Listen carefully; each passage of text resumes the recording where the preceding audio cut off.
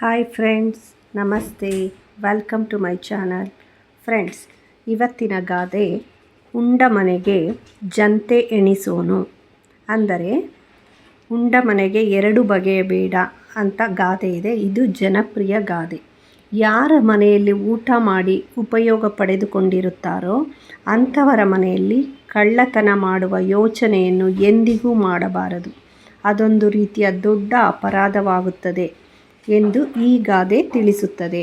ಆದ್ದರಿಂದ ಉಪಕಾರ ಮಾಡಿದವರ ಮನೆಗೆ ದ್ರೋಹ ಮಾಡಲು ಹವಣಿಸಬಾರದು.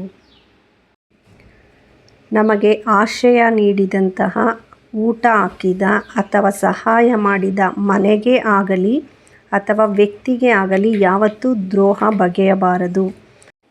ಹಳೆಯ ಕಾಲದ ಮನೆಗಳಲ್ಲಿ ಚಾವಣಿಗೆ ಜಂತೆಗಳನ್ನು ಅಂದರೆ ಮರದ ತೊಲೆಗಳನ್ನು ಅಳವಡಿಸುತ್ತಾ ಇದ್ದರು.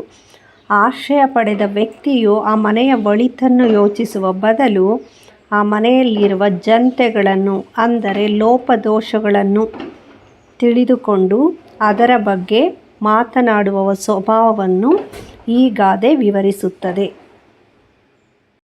ಅಂದರೆ ನಮಗೆ ಕಷ್ಟ ಕಾಲದಲ್ಲಿ ಆದಂಥವರನ್ನು ನಾವು ಯಾವತ್ತೂ ಮರೆಯಬಾರದು.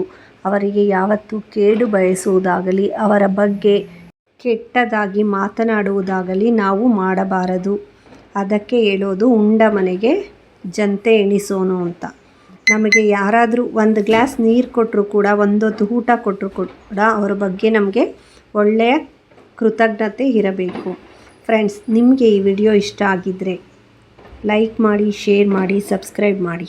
Thank you friends. Thank you for watching.